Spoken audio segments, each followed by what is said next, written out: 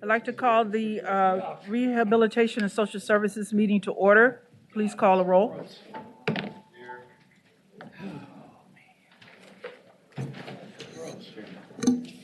Senator Favola, are you here in the Zoom room? Yes, I am present.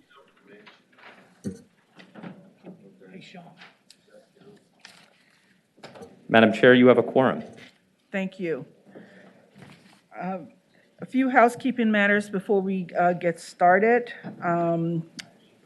First is we need to refer Senate Bill 745, Senator Surville's bill, to Judiciary. It's been moved and seconded that Senate Bill 745 be referred to Judiciary. Please vote. Senate Bill 745. We should just kill it now, Madam Chair. Or we can, No, you're good now. Senator Favola, how do you vote? it still I says, vote aye. I went down and asked him to give you that. Ayes 12, no 0. Hey, Sean.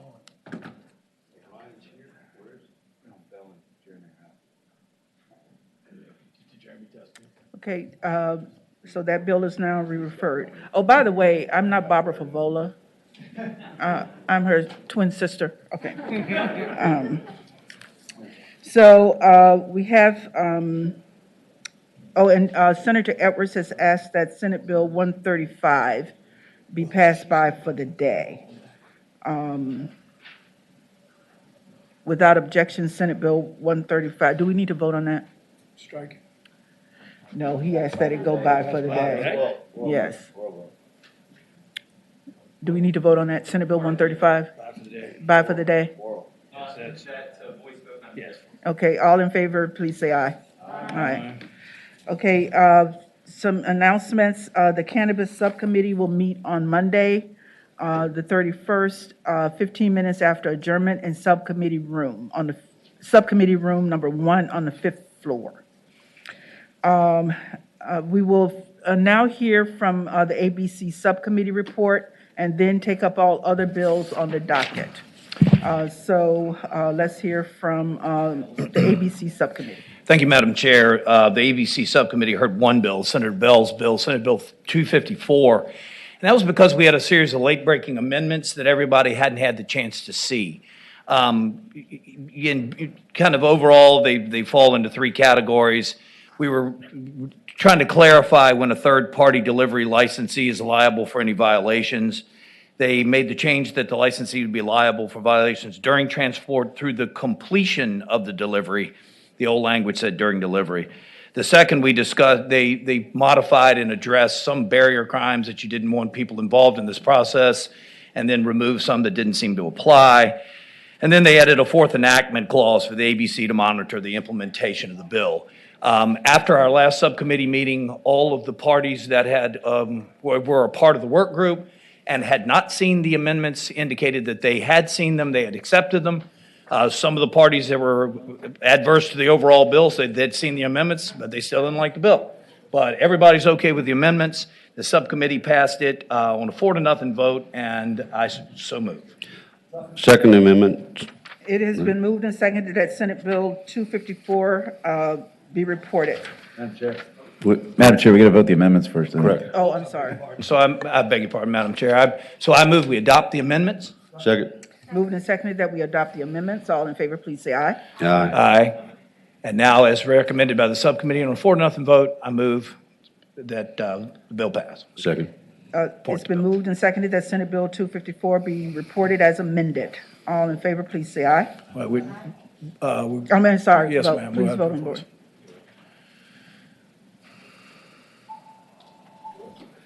Senator Favola, how do you vote? I vote aye. Ayes 12, noes 1. Ayes 12, noes 1. That bill is reported. Thank you, Madam Chair. The second bill that we heard a couple weeks ago was Senate Bill 65 from Senator Ruff. This is an issue that we've discussed for a while, the ability for distillers to ship directly. We've worked out a process that seems to work for most folks. I think Senator Ruff had a constituent and had a group that has had a rocky road. We gave them a week. They worked diligently with the Attorney General's office, and I think the new Attorney General may be interested in seeing a path in the future, but at this point, it seems that the risk of litigation is higher than the reward of trying to go forward with this. So the subcommittee failed to report that on a 2-3 margin. Senator Ruff is here, but I would move that we pass by that bill for this year. Senator Ruff, are you okay with that? Yes. Okay. Just to clarify, Madam Chair and Senator, is that the bill on to be continued or the bill? We moved past by indefinitely. Indefinitely. Yes, sir. Okay, it's been moved and seconded that Senate Bill 65 be passed by indefinitely. All those in favor, please vote. Senator Favola, how do you vote? I vote aye. Ayes 12, noes 1. And Madam Chair, that completes the ABC Subcommittee's report. Okay, thank you. Senator Ruff?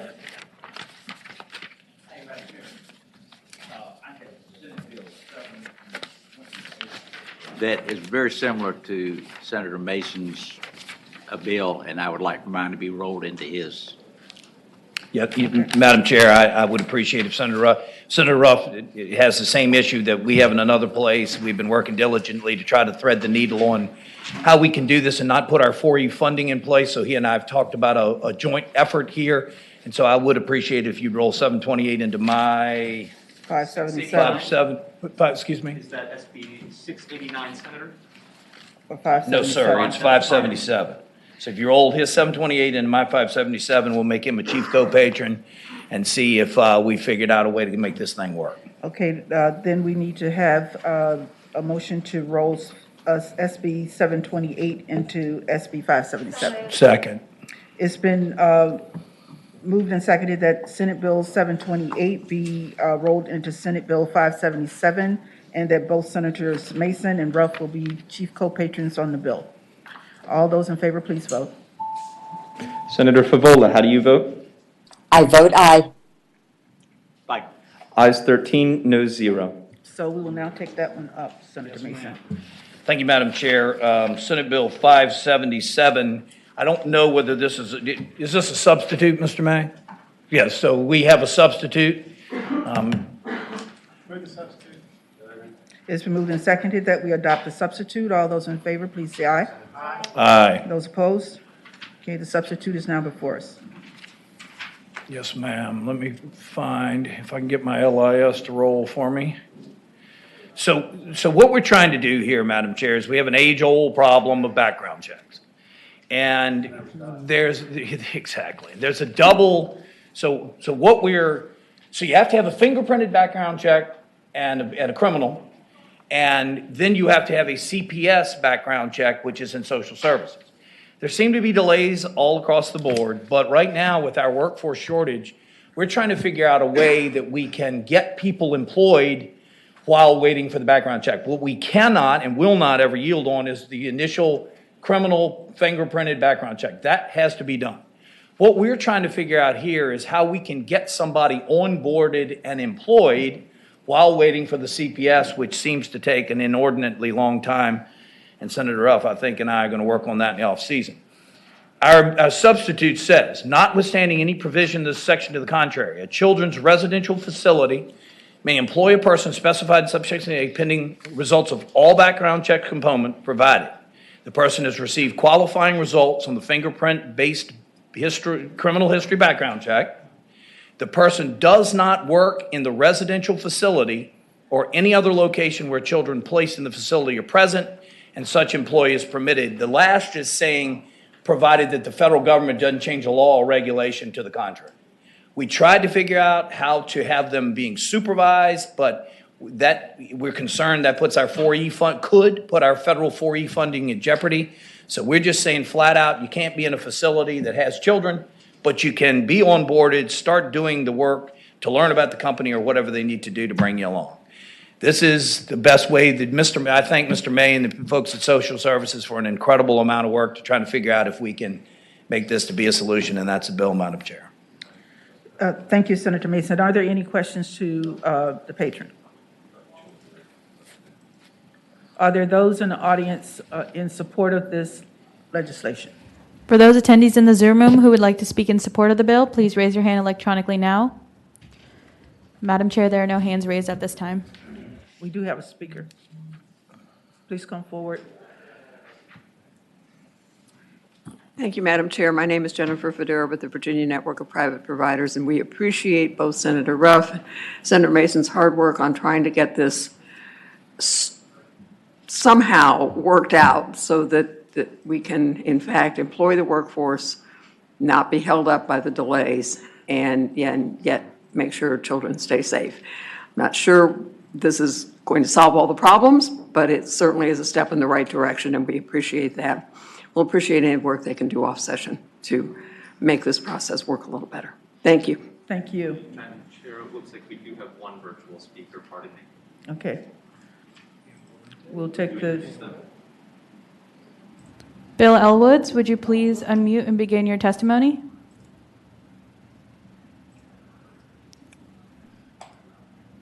I'm sorry, did you call me? Yes, sir. Okay. Yes, I'm Bill Elwood. I represent the Virginia Coalition of Private Provider Associations. I also want to thank Senator Mason and everybody else who's been working on it. This has been a chronic problem for years and years.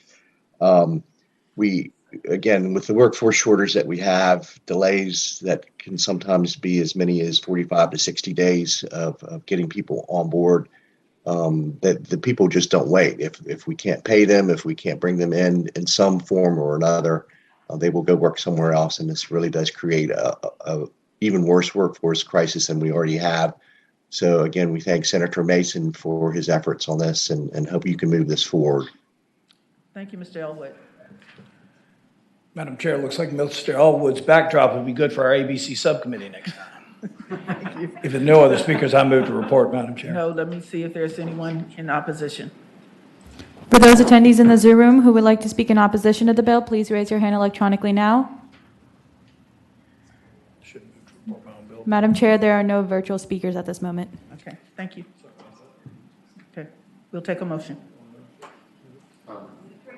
This one needs to go to finance, Madam Chair. I know. Okay, we need to report and send to finance. Okay, it's been moved and seconded that Senate Bill 577 be reported and referred to finance. All those in favor, please vote. Senator Favola, how do you vote? I vote aye. Ayes 14, no 0. Ayes are 14, noes are 0. That bill is reported. Okay, we will now go to other bills before the committee, and we'll start with Senate Bill 40, Senator Sproul.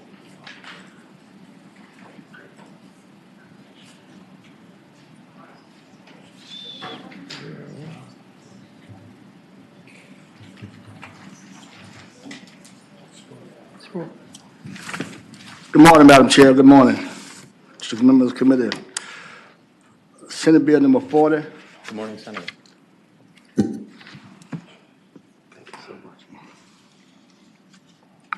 Madam Chair, currently assisted living facilities are not afforded the same eviction protection that those in the nursing home have. People living in the assisted living facilities rely on the staff to meet their basic daily needs with medication, meals, dressing, etc.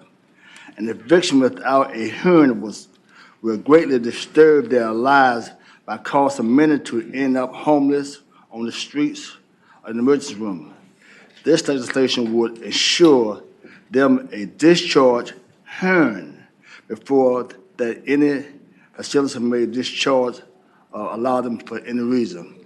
Madam Chair, I believe we have some amendments to the bill. We'll let them to read.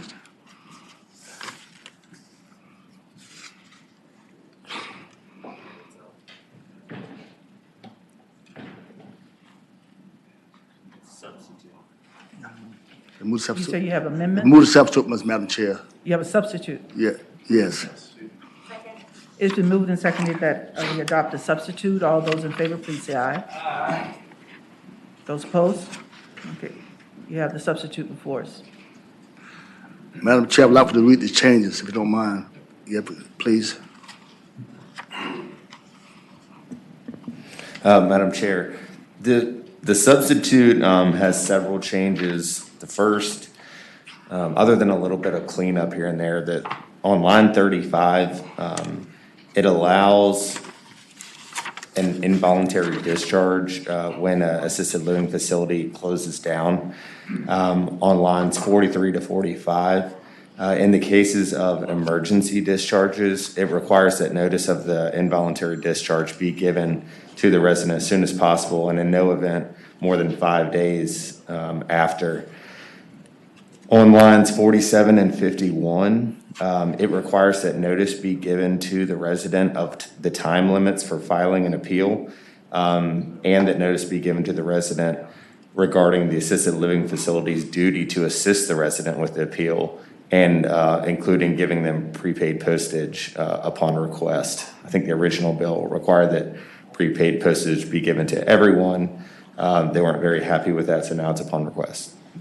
Lines 59 to 60, it prohibits a resident from filing an appeal of an involuntary discharge when they were involuntarily discharged due to the assisted living facility closing down. On line 60 to 63, it requires that appeals to involuntary discharges be filed within 30 days of service of the discharge notice. And it clarifies that appeals are allowed even if the resident no longer resides in this assisted living facility, provided you get it inside of that 30-day window.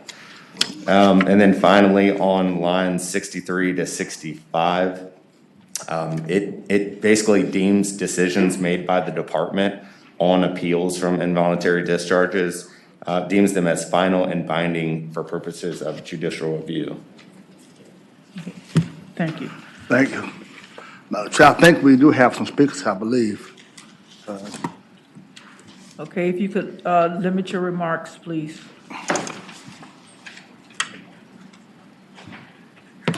Good morning, Madam Chair and members of the committee. Emily Hardy with Virginia Poverty Law Center, and we thank Senator Sproul for bringing this bill to create a hearing process for residents of assisted living facilities. In Virginia, we have one of the highest criteria to enter a nursing home, which means that our residents in ALFs need more assistance than in other states. But here we do not have a discharge process for those individuals. People who live in the community can go to eviction court to object to being kicked out of their homes, and people in nursing homes have a right to a discharge. And we're just asking that those same rights be extended to residents in ALFs. This bill does not seek to change the reasons for discharge. So facilities are currently able to discharge under these same reasons. It just creates the opportunity for review, and it gives us information to DSS so we're able to track these discharges. As discussed, it makes exceptions for emergency situations so that individuals are not in danger in the facility and they're not in danger to others. And we ask that you support this bill as we think it creates a needed oversight process.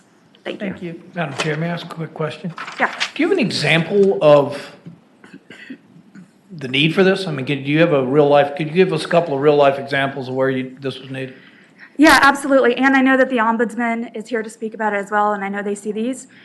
People that have come to our attention, one individual did not want to have a vaccination because of her health concerns, so she had developmental disabilities. Being vaccinated would have put her at risk, but the facility said you can't live here, and they kicked her out without a process. She had filed a complaint with licensing, and licensing said that isn't an allowed reason, but there wasn't really an ability to get her back into the facility through that. Additionally, we see people who are removed for behaviors where the facility originally said they could meet the needs, and now they're saying, well, you have a behavior, so we want you out without a hearing. So those are kind of the main things we see. There's obviously people who fail to pay. Under this bill, they would still be discharged if they're not able to pay the facility, so it doesn't, keep people in who aren't paying. But those are some of the examples that we've seen this summer. One more question, Madam Chair. Senator Mason. What's the facility to do with them? So, you won't get the vaccine, so you put the other people at risk. Mm-hmm. Or you have behavioral issues they don't feel like they can deal with. While this appeal is taking place, how does a facility that's either concerned for the other residents in your first example or unable to handle the behaviors in your second, what do they do in the interim? Well, there still are the emergency provisions, so if they feel that this person is a danger to themselves and others, they can still remove them under emergency provisions. The person just has a right to an appeal hearing in front of the hearing officer. So in that case, you could say, they are a danger, this is what's happened, we need to move them to a hospital because they're having a mental health crisis, but that person could still have the right to appeal, present evidence to the judge, and if there wasn't a sufficient reason for the emergency, be ordered to be able to come back to the facility. So the emergency provisions still protect that circumstance. Thank you, ma'am. Thank you, Madam Chair. Thank you. Next speaker. Good morning, Madam Chair, members of the committee. Thanks for the opportunity to speak to you about Senate Bill 40. I'm Joni Latimer with the State Long-Term Care Ombudsman Program, and we really appreciate Senator Spruill's leadership in bringing this very important protection to possibility here this morning. I'm going to be brief. I will not repeat the things that Ms. Hardy has covered. We concur fully with those. We have really appreciated the chance to work with both the Department of Social Services staff and other stakeholders to address questions and iron out some wrinkles, and I think we have a bill that we feel like is in good shape right now. The only thing that I would add to that is that we do as a program, as advocates for persons who receive long-term care, receive these kinds of concerns, and we do try to assist these individuals, but there has been a real hole in the law, hole in protections for some of the most vulnerable. And I think we all know eviction, creates upheaval in any situation for an individual, but some of those who come to our attention are those who are the most frail and most challenged to try to navigate. They lack resources oftentimes and alternatives, so it's a devastating event in their lives. So just simply, I would absolutely ask that we have your support on this bill, and thank you for hearing it. Thank you. Any others to speak in favor? Madam Chair, we have one virtual speaker. Okay, Colleen Miller. Good morning, Madam Chair, members of the committee. I'm Colleen Miller from the Disability Law Center of Virginia, and we support the bill. Thank you, ma'am. Are those here to speak in opposition? Are there any virtually? Madam Chair, we do have one speaker. Madam Chair, we have a couple speakers now. Tara Davis Ragland, please unmute and begin your testimony. David Westcott, you will be next.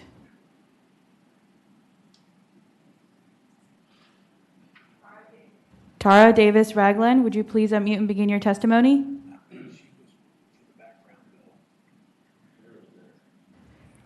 David Westcott, would you please unmute and begin your testimony?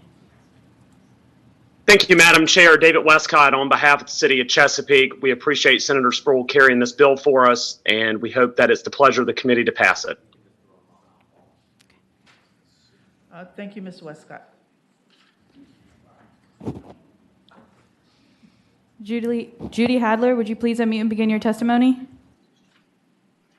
Good morning. My name is Judy Hackler, and I'm with the Virginia Assisted Living Association, also known as VALA. I would like to speak on Senate Bill 40. After communicating with the agencies that proposed this bill, we agreed to the purpose of the bill, that the language that has been presented would not optimally fulfill the purpose and would not serve the best interest of the residents, the assisted living communities, and the Virginia Department of Social Services.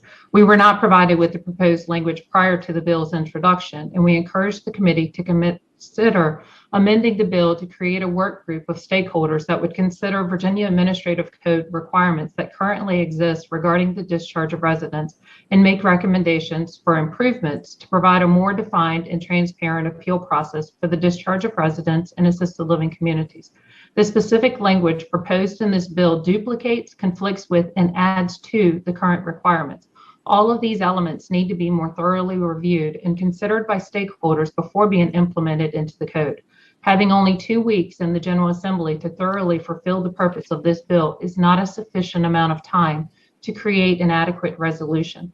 As a result, we oppose the bill as currently presented. Thank you. Thank you, Ms. Hackler. Any other speakers? Madam Chair, those are all the hands raised at this time. Madam Chair. I believe that Senator DeSteffe had a question. Madam Chair, I just had one question of Senator Spruill, if possible. Madam Chair, Senator Sproul, had the folks from the nursing home community, have they contacted you prior to coming on today? Yes, Did you meet with them? yes. Madam Chair, Senator Sproul, thank you very much. And Senator Sproul, I don't know if we talked about this before, but I would probably challenge the financial impact of this. I think the upfront cost of $500,000 to set up 6 or 11 screens is a little much. But I hope you would challenge that financial impact. I'm going to support this bill. Thank you. Senator Boysko. Thank you, Madam Chair. Could the ombudsman come back up?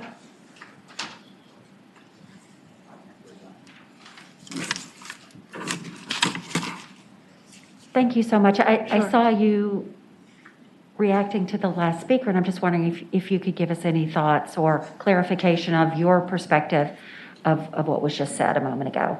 Right. I guess I was a bit surprised. I think we have, tried to work through whatever questions there were, and I'm not sure, what remaining questions there are. I don't think this in any way, from our perspective, conflicts with the code as it is. It really does not change fundamentally that. The thing that it does is to insert this process to provide a review process and a protection for those residents impacted. Thank you, Madam Chair. Thank you all for your good work. I appreciate Senator Sproul's efforts. Yeah, she needs to. Senator, I believe that there are some additional questions. Senator Servo. Yeah, I mean, I have questions for somebody that in this industry or knows a lot about it. So I guess the ombudsman's probably a good person, Madam Chair. So, just so I'm understanding what we're dealing with here, I've never litigated a assisted living facility dispute, not a nursing home dispute, an assisted living facility dispute. I mean, we're talking about contracts between two parties. Somebody signs a contract to move into one of these places. It's like a lease, effectively, right? I mean, and so, I mean, to me, how is this not like telling, I mean, first of all, do they have to go through like an eviction process to get somebody out, or they just change the locks? Because, I mean, I'm trying to understand, like, how this is not a landlord-tenant thing. Right. So this is not an eviction process in the sense of having to go through a court process. And I'll bring my call a friend here, Emily Hardy, who's the attorney with the Virginia Poverty Law Center on that point. But this is an administrative hearing process. So similarly, what we have in a parallel way right now with nursing home residents is an administrative hearing to just offer an opportunity for the situation to be reviewed if the facility potentially has not acted in good faith and has violated the current regulations in its process of evicting an individual, not taking appropriate things under consideration. It would be reviewed and Madam reconsidered. Chairman, another question. Senator Servo. So, and you're not quite getting to the nub of my question. Okay. Okay. I'm a lawyer and I process these things legally, and. Yeah, I'm happy to answer the Okay, question. so are these things exempt from the Landlord-Tenant Act? Yes. Or all the- Geriatric Okay. facilities are specifically exempt from the Landlord-Tenant Act here in Virginia. Got Other it. states do eviction Okay, landlord-tenant. so I get it. So I'm trying to think of analogs and stuff. Further question, Madam Chair? Senator Servo. Okay, so when somebody, say, has one of these problems and the facility thinks that this person is not meeting the rules or the guidelines or whatever, right now, today, what happens? Is the facility just change the locks and hire some guys and puts other stuff on the street, or are there minimum requirements that say they have to wait a period of time to do it? They have to give them a week's notice? I mean, I don't understand what the baseline legal system we're trying to adjust here is. Yeah, so the current code says that they have to provide a 30-day notice, and they have to move the person out within that 30 days if they You can. mean after 30? I'm pretty sure it says within. If you're moving somebody out after 30 days, you have to ask for. Yeah, I think it actually says that you're supposed to try to move them out like on the 30th day, essentially, and not keep them there longer than that in the current language. Yes, that's how it's Chair, currently. further question? Senator Servo. So you give somebody 30 days and you can move them out on the first day? There's no oversight at this point of when they move the person out. I think they're supposed to give them as much time as possible, but there are circumstances where they would move them out earlier, yes. Okay, and Madam question, Chair, further question? Senator Servo. Thanks. So right now, there's no regulatory requirement to have any kind of hearing? Somebody can just say, we've decided that your behavior doesn't meet our rules, no hearing, no anything, get out, and they can move them out in a week? Yes, there's no oversight. What they could do is the individual could file a licensure complaint and ask DSS to review it, but there's not a hearing or a way to move them back in through the licensure. So licensure could say that was a non-allowed reason, you shouldn't have discharged them, but it doesn't create that hearing process and the hearing right that you can enforce. Okay, I have a better understanding of the system we're trying to fix now, so thank you. Okay, I think Senator Sproul has one more speaker, and then we need to wrap this up. Madam Chair, thank you. My name is Ben Trainum. I'm Hancock Daniel. We represent the Virginia Healthcare Association, representing nursing homes. So we have worked with Senator Sproul, Ms. Latimer, and Ms. Hardy on this. I just wanted to clarify we're separate from the assisted living facilities, and so there's just a little bit of a nuance and distinction there, but I believe from our perspective we are comfortable with where the bill is right now. Thank you. Senator Sproul. And Madam Chair, may I make one statement?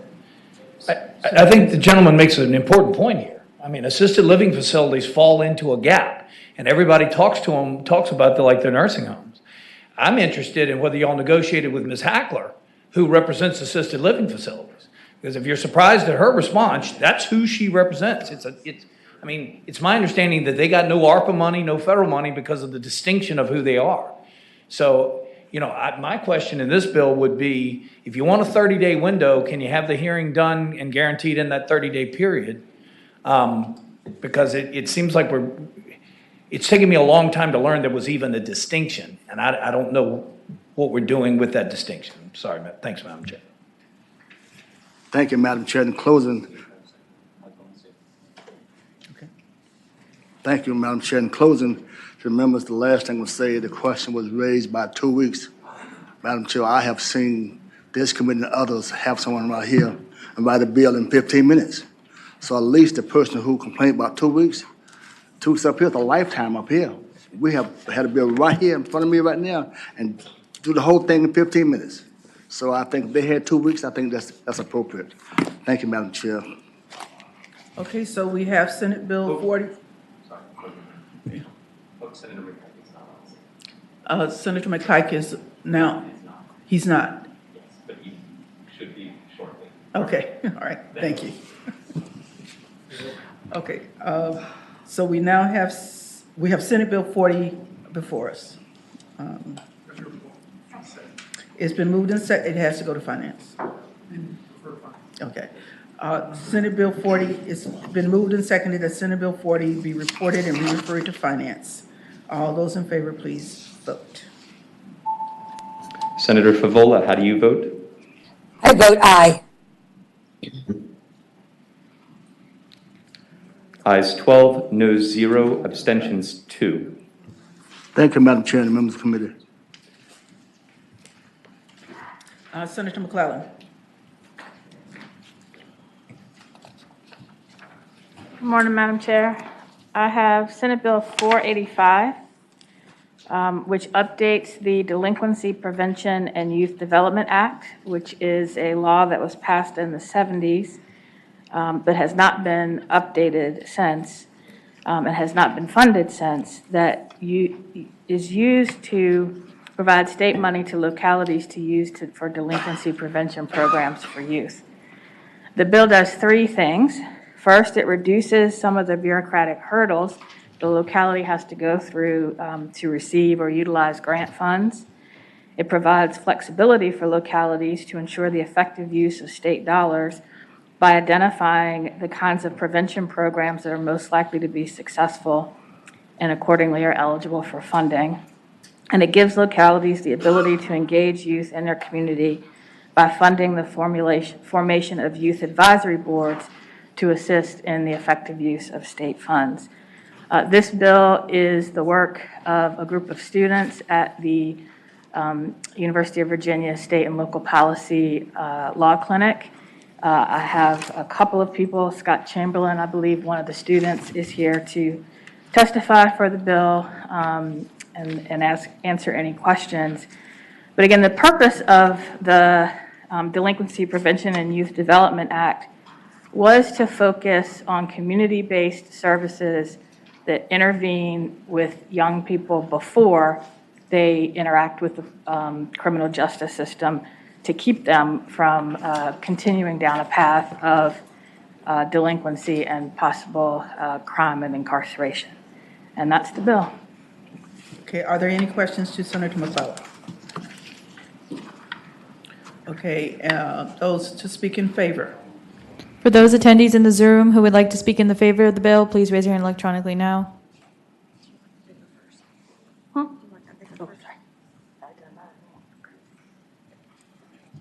Okay. Those that are here in person, could you speak in favor? And if we could.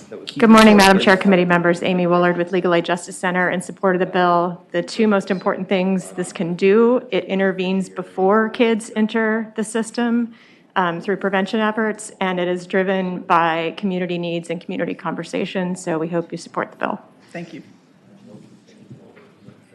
Madam Chairman, Janet Arison with the Virginia Municipal League, and we do support the bill for the same reasons that Amy outlined. Thank you. Thank you. Okay, I see a number of people who have signed up to speak in the Zoom room. If we could keep our remarks to 1 minute, please. Thank you. Ed Reed, would you please unmute and begin your testimony? Scott Chamberlain, you will be next. Good morning, Madam Chair, members of the committee. Ed Reed, Two Capitals Consulting on behalf of the City of Hampton. We would like to offer our support for Senator McClellan's SB 485 this morning. Hampton is always interested in finding innovative ways to design programs specifically tailored to the needs of the community before people are involved with the system. So thank you, Senator McClellan, for bringing this bill forward today. Thank you. Thank you. Mr. Reed. Scott Chamberlain, please unmute and begin your testimony. Nancy Dutch, you will be next.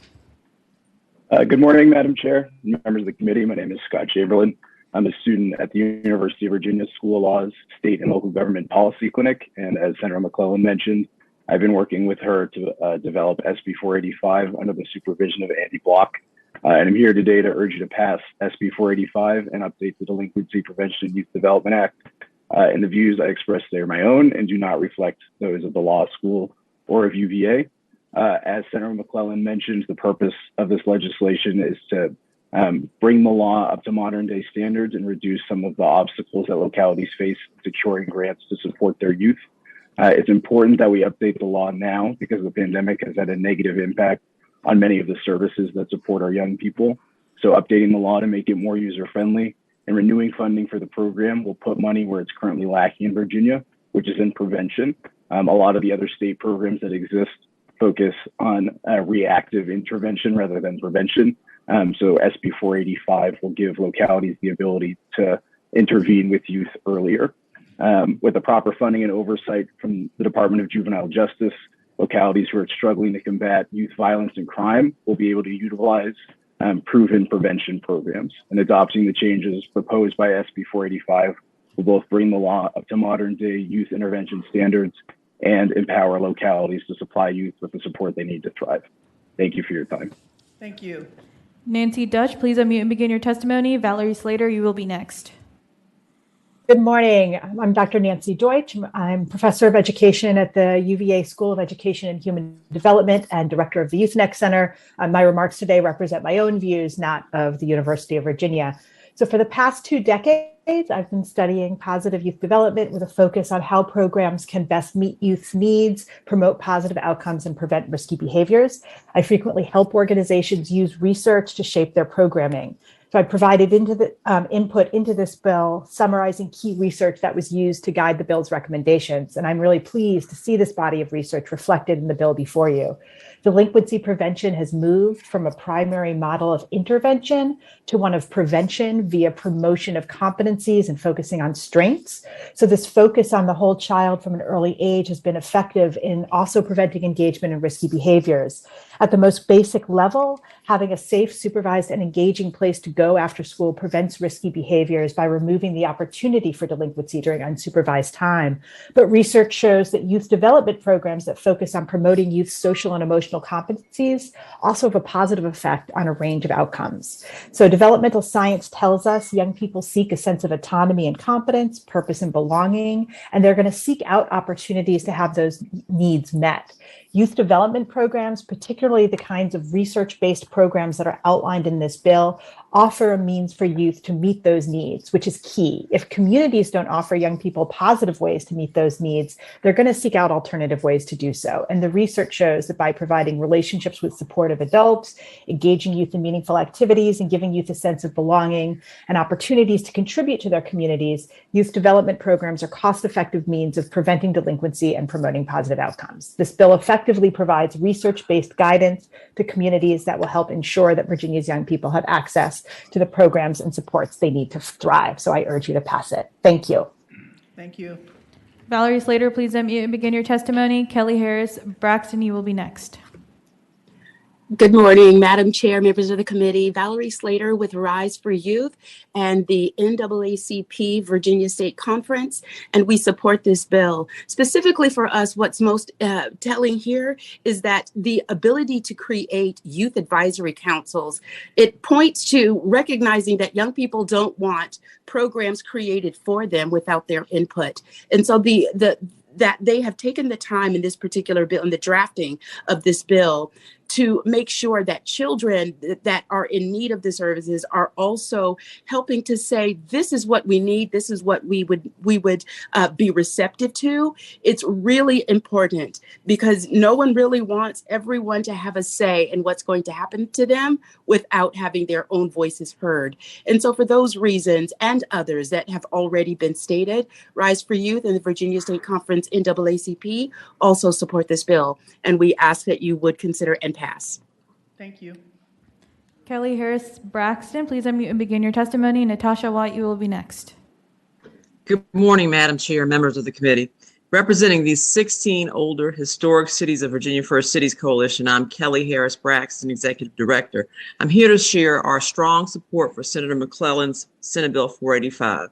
As cities, we are centers of business, art, and culture, but we are also affected by higher levels of poverty, more challenges to education, and unfortunately higher levels of criminal activity. We know how critically important delinquency prevention is for our youth. VFC has long worked to support programming and funding in the areas of education for the most challenged schools, community wealth building, economic empowerment, and juvenile justice reform. Local government is closest to citizens and therefore most responsible for the welfare of our youth. VFC is gratified for the many reforms that you, the legislature, have supported in the juvenile justice arena, and we know much more is needed to help prevent our youth from entering the criminal justice system. Prevention is so much better for our children and families for obvious reasons. We know evidence-based programming and mentoring, which this bill makes available, works. Our cities desperately need funding and tools that will do just this for our youth. Please vote yes for Senate Bill 485. Thank you. Thank you. Good morning. Thank you, Madam Chair and committee. My name is Natasha White. I am the Virginia Director of Community Engagement for IAHR. I vote in favor of SB 485. I'm totally in support of it. As a formerly incarcerated youth, I do believe that youth development programs are necessary to stop the school to prison pipeline. I know from experience that if you put a child in an environment where most children are suffering through adolescence and poverty, that the process becomes easier for them to end up in prison. We need to intervene and show them that there is another way. Most children of incarcerated individuals end up in prison eventually because of generational poverty and generational incarceration. Please vote for 485. Thank you. Let's save our youth. Thank you. Are there any individuals to speak in opposition to Senate Bill 485? For those attendees in the Zoom room who would like to speak in opposition to the bill, please raise your hand electronically now. Madam Chair, there are no hands in the Zoom room at the moment. It's been moved and seconded that Senate Bill 485 be reported. All those in favor, please vote. Senator Favola, how do you vote? I vote aye. Has Senator McPike arrived? He is not. Okay. Ayes 14, no 0. Ayes 14, no 0. Senate Bill 485 is reported. Thank you, Thank you, Senator Madam McClellan. Senator Boysko.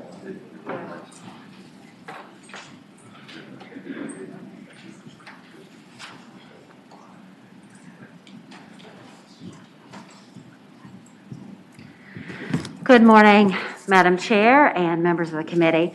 As you're aware, I've done a lot of work around the Department of Corrections over the past couple of years. I serve on the joint committee that is studying compensation and staffing levels, and have gotten to know a lot of people who have been in the system over the past few years.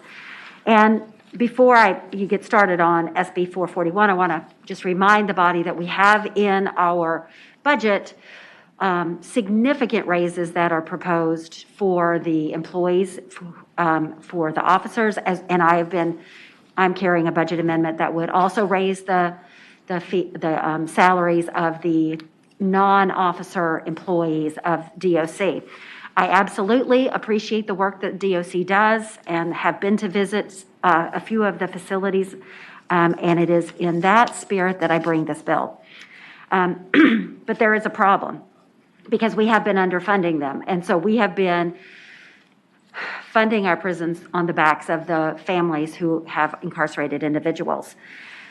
Presently, people in prison pay 4 cents per minute for phone calls, 40 cents per minute for video calls, and 25 cents per emails. Researchers have found that communicating with families while in prison leads to a lower likelihood of drug use, a greater chance of finding work, and a lesser probability of a repeat offense following their transition out of prison. Regardless of financial status, loved ones should not be overcharged and exploited to communicate with their incarcerated loved ones. This bill will provide that family members can communicate with their loved ones without cost. In addition, video calls and emails must be available to all inmates for a fee not exceeding the cost of the operating system. SB 441 will restore oversight on contracts to provide goods to commissaries as well. This bill will prevent markups exceeding 10% of the average market rate at outside major retailers. In order to further facilitate a smoother transition upon release, this bill also requires that when inmates are discharged, they be provided with documentation of work and educational history while in prison and a copy of their medical histories. I understand that there is a fiscal impact to this legislation, and I am open to consideration of doing a delayed enactment date or an amendment that ensures a fair market value for the commissaries, the emails, and the media purchases by a certain date. I'd like this to be a starting point, the bill where it is. This legislative body, it's the only means of oversight on these contracts. And the status quo is overly reliant on family members of incarcerated individuals who data shows are some of the poorest and most vulnerable members of our communities. I have an expert witness here virtually to answer any questions. Her name is Bianca Tylick. She is the executive director of Worth Rises. And I know she has some input for us, and there are others who would like to testify on the bill. Okay, those in support of Senate Bill 441?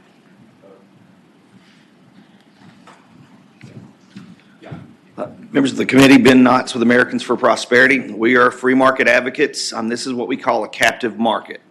It is when the government has control over a product. They get to decide the terms of it. You are the means of oversight. You're the only market force that can bring costs down.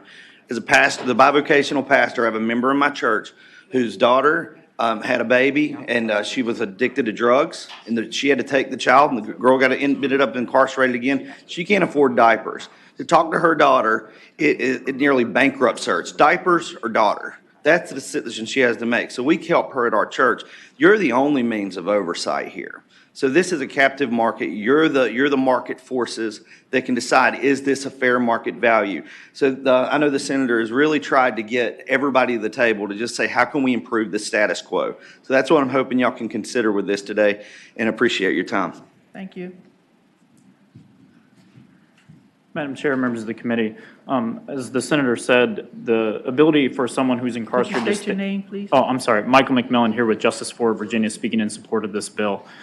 People who are incarcerated who are able to stay in touch with their loved ones, stay connected to their communities, are much more likely to be rehabilitated and much less likely to reoffend. The conditions during the pandemic have brought some of these issues, especially to the light. In-person visiting with family members has been extremely limited over the last 2 years. And data shows that the phone rates that the senator referenced, the money that's coming from those are not being reinvested into rehabilitative services in these facilities. It can also cause a problem with safety when there are exploitive rates for basic items and phone calls. That can lead to coercion and influence on inmates on others that can cause problems in these facilities. Incarcerated people who are already paying a debt to our society, they should not be incurring additional monetary debts or passing those debts on to their family members for basic goods and services and the ability to maintain contacts with their families. We want these folks to be able to get back on their feet, back integrated in their communities when they release, and this bill should help accomplish that. Thank you. Thank you.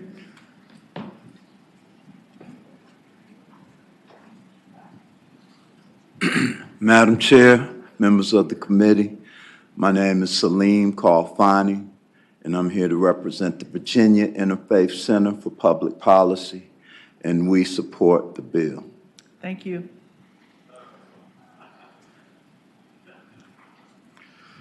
Good morning, panelists, Madam Chair. My name is Sean Winnett. I'm representing ACLU of Virginia. I just wanted to speak to you very briefly about one point. There's a lot of things that are going to be covered, but I'm a returning citizen. I was released from the Department of Corrections about 1.5 years ago, and one thing that happened for me was I was given a debit release card, and that's one of the things that's addressed in this bill. I was given the money that I had on my account when I was released. I had a little over $1,000, which is what this body had makes people that are incarcerated save. I was given a debit release card. I got out. It cost me about $25 to actually receive those funds. And then there was some money that was owed to me, about $100 was owed to me by the Department of Corrections. They later deposited that money onto that debit card. However, because there were daily fees and exorbitant fees on these debit release cards that we were given, I did not have any money. Those fees had accrued so much that I wasn't able to get any of that $100 that was owed to me. So that's just one example. I know there's several of them, but that's just one example of the things that sort of the different ways that people that are incarcerated and their loved ones particularly are sort of taxed. This regressive tax that happens while people are incarcerated. So we're in full support of this bill. We'd actually ask that you report it, and we thank you for considering it. Thank you. Madam Chair. Senator Mason. On that topic, could you make our offices aware of who provided the debit card and just give us some information on that background? Because that's onerous. But that leads to my question. Are we dealing with contractual situations in providers? Will it impact current contracts, and how will it impact our negotiating go forward? That's for the patron. Thank you, sir, for your testimony. Thank you, Madam Chair and Senator Mason. One of the things that I am trying to have us do is renegotiate those contracts. Certainly, if there's a current contract right now, we need to look into the future. This is an incentive, like I'm trying to encourage us to renegotiate those contracts. I know in the state of Illinois, they use the same vendor in Illinois that they do here in Virginia. Our phone calls are 4 cents a minute. In Illinois, they're a penny a minute. So, I mean, there are things that we can do, not hurting the department, not hurting the employees of the department, but just thoughtful ways of being a little bit more aggressive so that we're getting the best use of our local funding without hurting anybody else. I think these are reasonable things that we can do. Okay, we have a laundry list of people in Zoom room waiting to speak. I must ask that you limit your remarks to 1 minute, please. Raman Fatihi, please unmute and begin your testimony. Kimberly Jenkins, you will be next.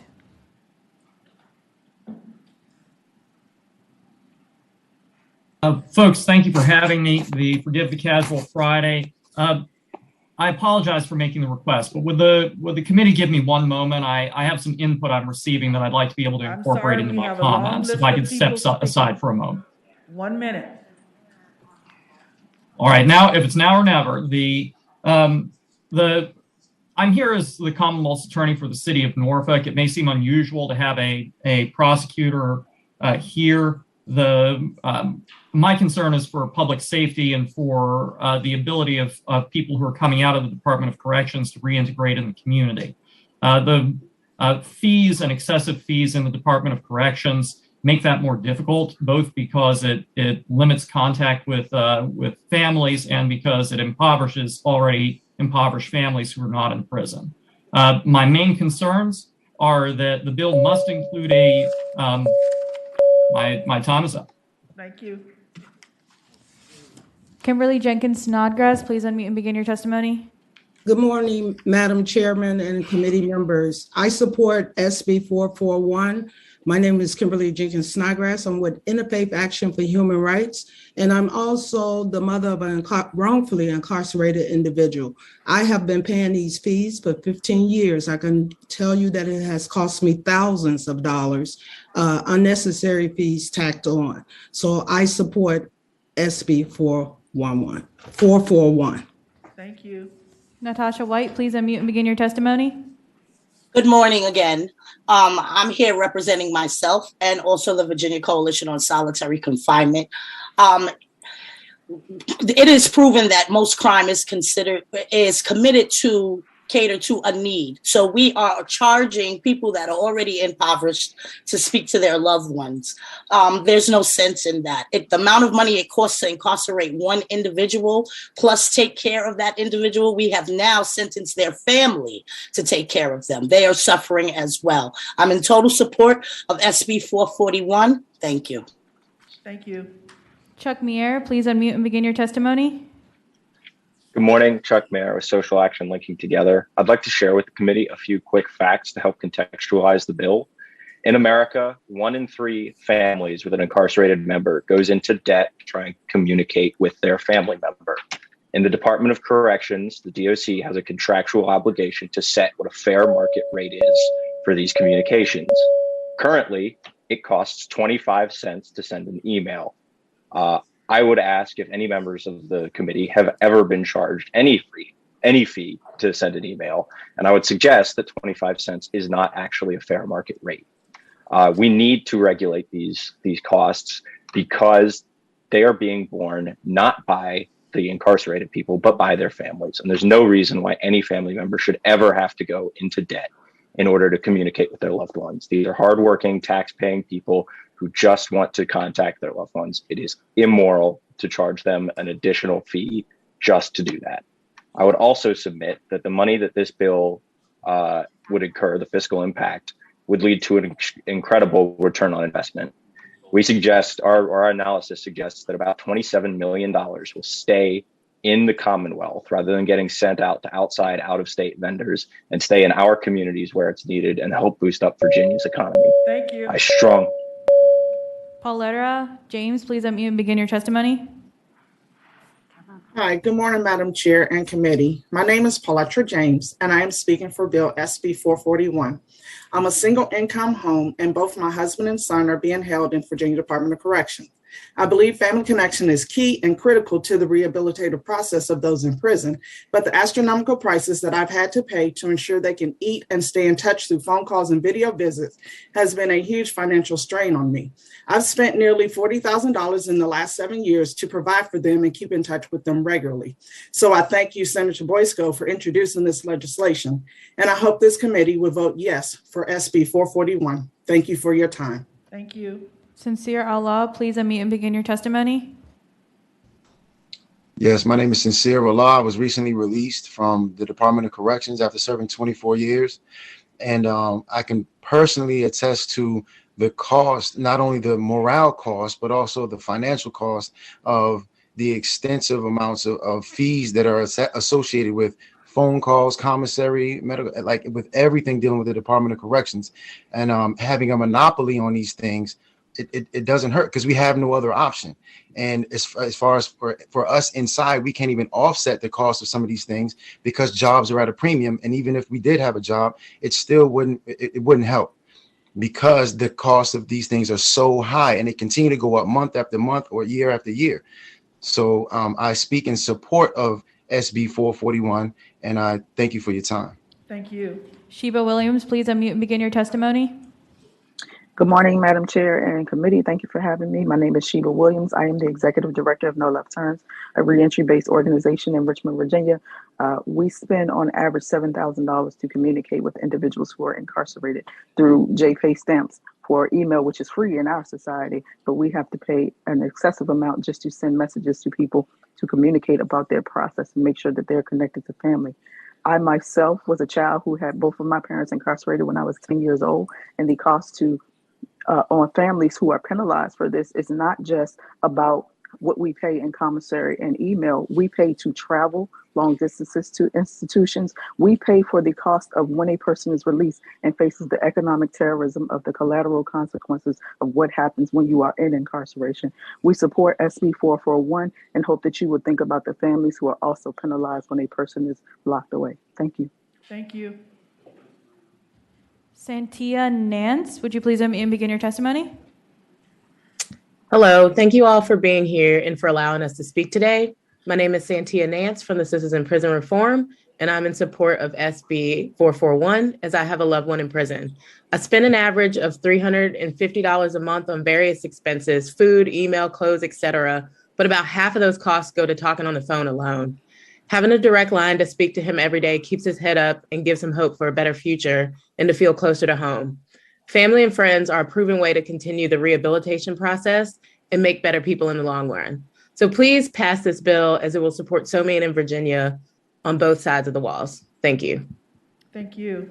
Francis Ross, please unmute and begin your testimony.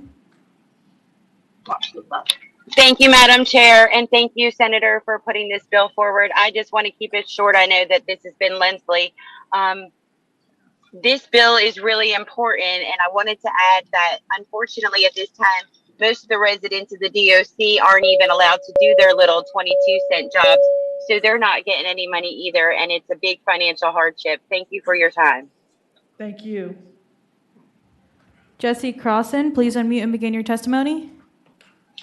Good morning, everyone. My name is Jesse Crossan, and in 2002, I was a lost youth. I was strung out on drugs, I committed 2 crimes, and I was arrested. And the story that happened after that was really simple, but both complicated, or also complicated. The day that I was sentenced, I heard the grandmother of one of the men that I had hurt, and it broke me emotionally. I realized just the full consequence of the harm that I had done. And the day that, that same day, I was sentenced to 32 years, which was twice the high point of the sentencing guidelines. And that also broke me emotionally. And I was in that place that I was lost and I was hopeless, and I didn't see a way to move forward. But I had family and I had friends and I had support that allowed me to move forward. I was able to get an education. I got a bachelor's degree. I was able to get a journeyman's license as an electrician. I was able to mentor other people. I was able to make meaningful changes in my life. And eventually, in August of last year, I was granted a pardon by then Governor Northam. And those changes were only possible because of the support I had, and not giving that same opportunity for support to people that don't have the financial opportunities that I did is fundamentally unfair and not in service of public justice. Thank you, Jesse. Bianca Tylik, please unmute and begin your testimony. Hi, good morning. Thank you so much. I do want to, my name is Bianca Tylik. I'm the executive director of Worth Rises. We are a national organization that works to end the exploitation of people who are incarcerated and their loved ones. I want to speak a bit longer, a little bit about sort of the national landscape on this bill. I want to just say that Virginia is joining a trend of states and counties right now who are moving, considering certain these specific type of policies. So in 2018, we helped usher the first bill that actually moved to make communications inside of prisons entirely free in New York City. That bill saved the city of New York and directly impacted families there roughly $10 million a year, and increased contact or call volume by nearly 40%. That is how much these types of costs are actually impeding on people's connections with their loved ones. Since then, we've been able to help San Francisco, Los Angeles, San Diego, Louisville, Kentucky, and most recently, the state of Connecticut became the first state to actually make all communications out of prisons and jails completely and free, so that families could connect. We won't have that time today, but in Connecticut, I can tell you that families actually held a 12-hour hearing on that bill about the importance of these calls, of communication with their loved ones.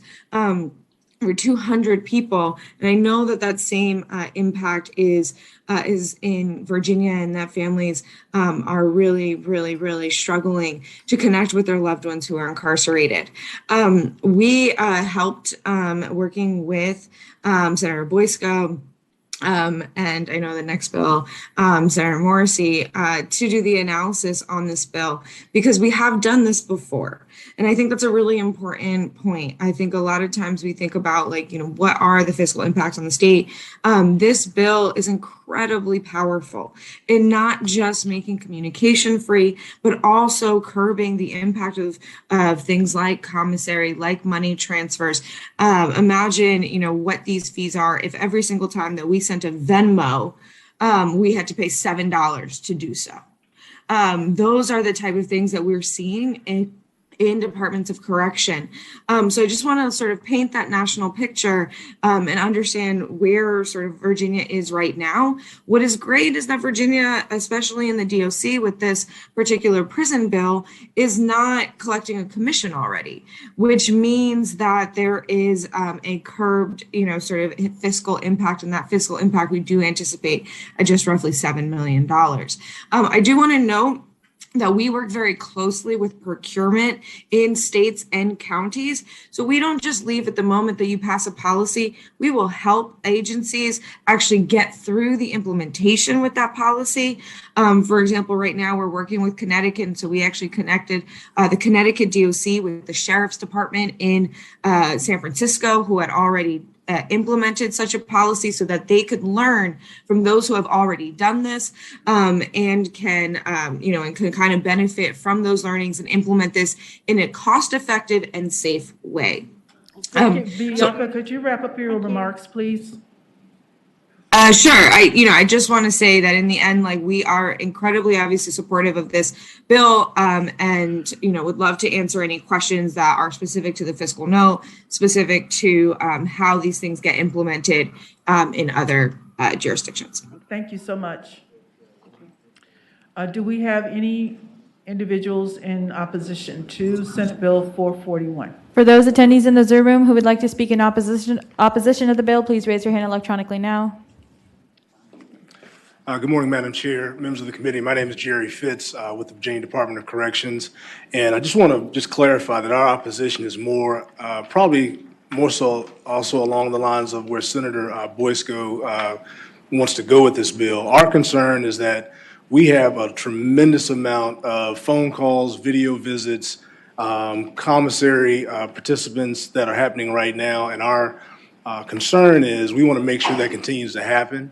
I understand that the price is what the question is right now, but we are contracted with several companies that do these services for us.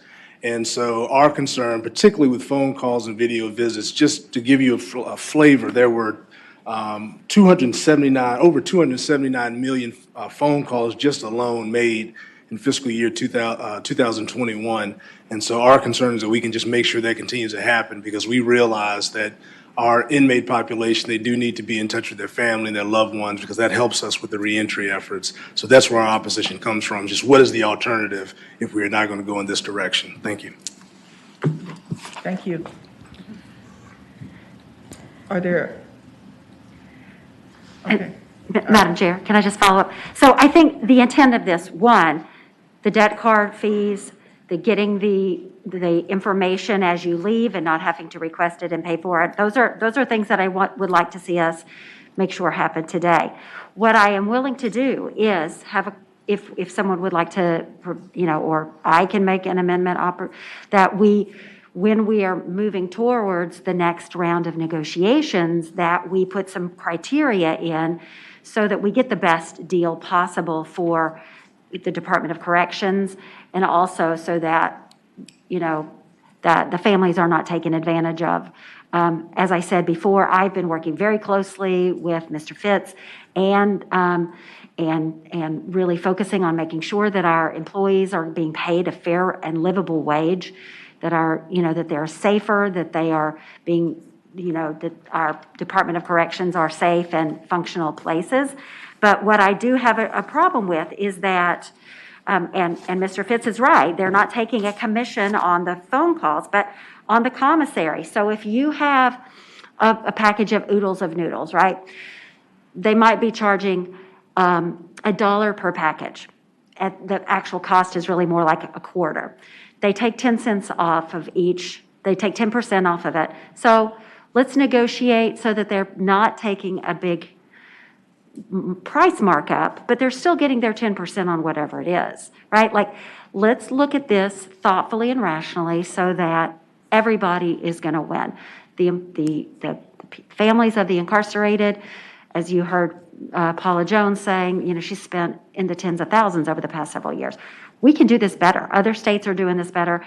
I'm asking that we set some parameters, and if we need to do a work group, that could be one way of handling it. I'm certainly wanting to make sure that the DOC stays whole, but not on the backs of the people who are here in our communities, paying those prices when they really have not got the resources to do so. Madam Chair, would you consider a motion? No, I have another speaker, Senator Servo. Thank you, Madam Chairman. I just want to note that in a prior life, I served on subcommittee number 4 of a Militia, Police, and Public Safety Committee in another body where I heard bill after bill adding charges for these kinds of things. But I would just also point out to the senator, this is also a problem in our local jails. And I don't believe this bill picks up the jails. He's got that. Yeah, well, okay, we're doing with that next, I guess. Well, right. It's all related, I think. And Madam Chair, we have not fully funded the staff levels at the DOC, and they have used this as the only means of survival. We are working on fully funding them so that the employees, the officers are paid a livable wage through the General Assembly, which is our responsibility. I'm asking that we now start looking at ways to take some of those extra expenses off, renegotiate those contracts so that we're getting the best bang for our buck. This is fiscally responsible. I'm working with the Americans for Prosperity. I mean, how often do we see Okay, Madam Chair. Senator Cosgrove and then Senator Favola. Thank you. Thank you, Madam President. Madam Chairman, speak to the bill. Okay. Madam Chairman, members of the committee, we've heard some testimony, but there's been some real inaccuracies that have been expressed here, especially when it comes to emails. Now, granted, 25 cents an email sounds like a lot of money, but none of us, unless you're using your legislative email, have free email. You pay a service provider. You pay AT&T. You pay Verizon. You pay whoever your mobile carrier is in order to send those emails. So to say that emails cost nothing is absolutely inaccurate. The other thing is we keep pinging on correctional facilities and fees and costs, but these fees and costs feed a lot of the beneficial programs that are there for the inmates. And if we start really whittling those down, those are going to go away. And I know we have another bill coming up that's even a greater impact on that. So please don't be swayed by the idea that these services should be free. They're not free. The taxpayer is paying for a lot of this. Granted, we should be paying corrections people and the corrections facilities a lot more than we are. But to put this type of bill in here just to totally revamp what is existing, I think is short-sighted, and I hope that we will not pass the bill. Senator Favola, then Senator McDougal. Thank you, Madam Chair. Madam Chair, I offer an amendment to this bill, and it would be in the nature of an enactment clause. And I guess I would move that the Department of Corrections convene a stakeholder group to achieve the goals outlined in this bill, with a suggested implementation line that corresponds to any necessary funding that might be needed to ensure that the goals of this bill are implemented. But funding is also available to support the education programs that are funded with these dollars. This is not a very elegant enactment clause. I have it, the enactment being, again, I'd be setting up, directing DOC to convene a stakeholder group and to report back to this committee by July 1, 2023, with a time frame that that addresses the goals outlined in this bill. He's okay with it. Madam Chair, I would be happy to accept that amendment, and Mr. Fitz is nodding his head that he seems very open to it.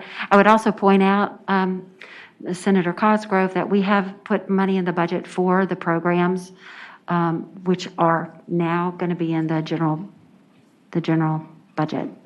Perhaps our counsel, David May, can give you more elegant words than I just did, but he probably captured my intent. We'll let him work on that for a minute, and let me go to Senator McDougal. Thank you. Madam Chairman, my comments might be better aligned if I know exactly, are we getting rid of the entire bill and then doing an enactment clause, or are we still putting, would the bill go forward as is, and then an enactment clause is to report back after we've done all the making DOC do all the actions, which I would argue probably means enactment clause doesn't do anything. Madam Chair, my enactment clause would delay the implementation of this bill pending the recommendations from a stakeholder group. And Madam Chair, Mr. Fitz has nodded his head that this seems amenable to him. Madam Chairman, for me personally, I probably would be okay if we had a reenactment clause and then the enactment clause that Senator Favola had. And I think that there is probably universal agreement in some areas, like telephone cost. It makes no sense that we're paying 300 times more than what another state is and could contract. But at the same time, and I'll make this comment again when we come to Senator Morrissey's bill, just because you're incarcerated doesn't mean that you should get a benefit from there financially. If I go to buy a Snickers bar at the Food Lion, it's going to cost me $1.50 or more. Somebody should not be able to get that at the commissary at DOC or the local correctional facility for 37 cents. If that's the case, I should be able to go buy it there for 37 cents. So when we're working through these programs, there is some market-based situations, and it does cost money to make these things happen, and having some equity in what you can get outside of a correctional facility and inside should be in place, but it should not be free or cost nothing. So I think Senator Cosgrove was exactly right. When we want to send an email, you have to have your ISP, you have to buy a device. There are costs that are associated with that. It doesn't just come about, materialize for nothing. So I think there's a way we can come up with this, but I think some of the language that is currently in the bill is overly aggressive and shifts that burden instead of equalizes it. Madam Chair? Senator Favola, and then we need to wrap this up. I think with the patron's permission, I would like this to go by for the day so we can actually work on this reenactment clause.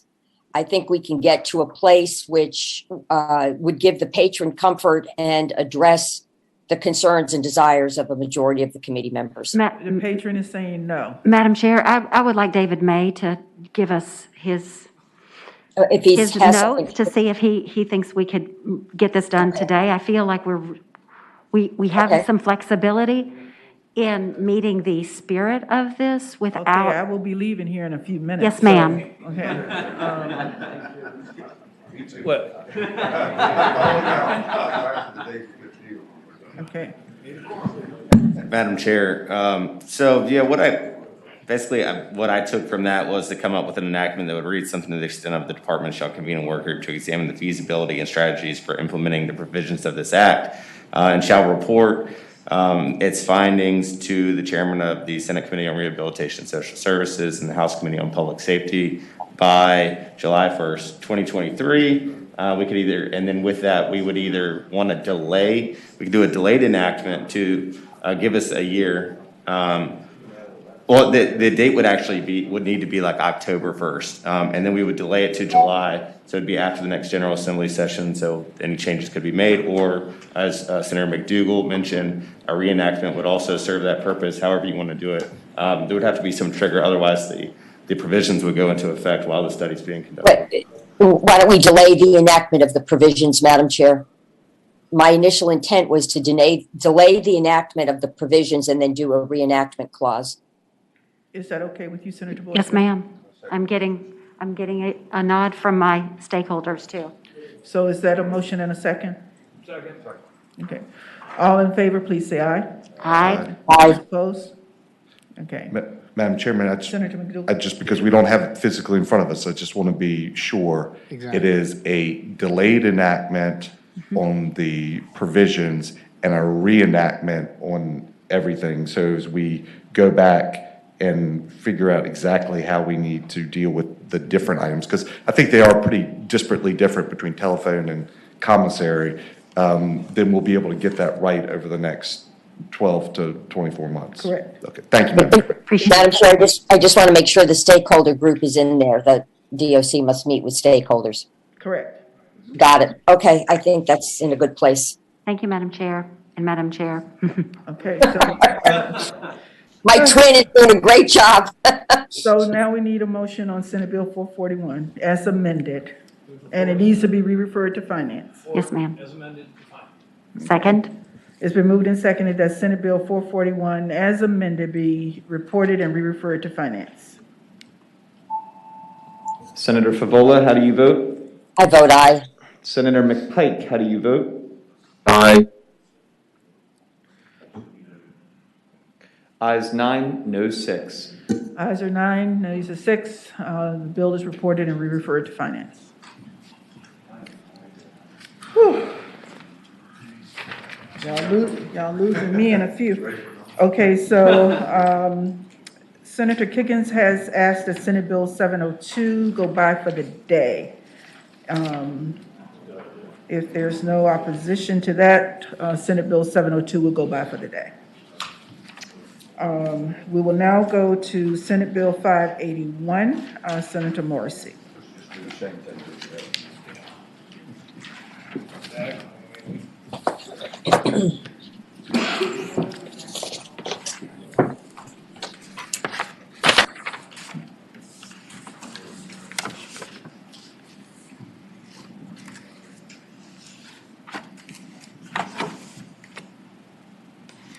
Good morning, Madam Chair.